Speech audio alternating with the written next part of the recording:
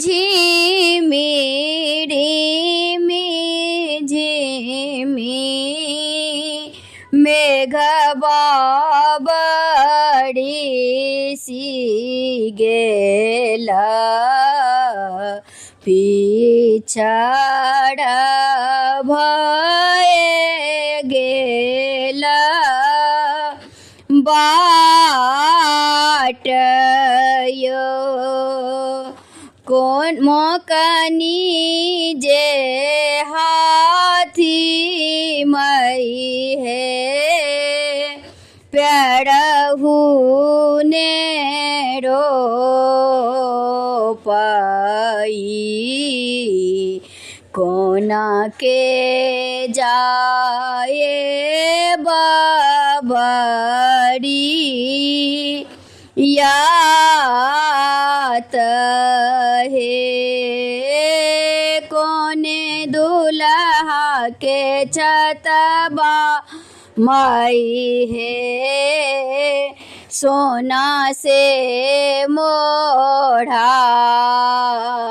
मोढ़ायब झलकई तजत बड़ी यात हे कोने बाबा आब थुमई है कोने बाबा जागथू कोने बाबा के साजू बड़ी यात है वंशमणि बाबा आब थुमई है गोदड़ बाबा जागथू मणि बाबा साजू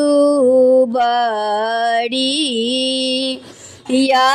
यात है कपिलेश्वर बाबा आब थुमई है शंकर बाबा जागथू नोथनी बाबा साजू बड़ी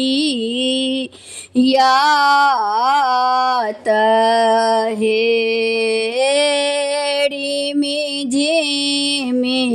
रे में झिमी मेघ बड़ी सी गेला पिछाड़ भये गेला बाट हे मोकनी जे हाथी मई है प्यारहू ने रो पाई कोना के जाए बाबड़े यात है कोने दूल्हा के छतबा मई है सोना से मोढ़ायब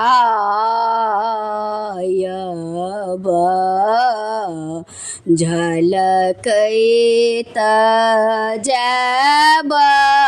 बड़ी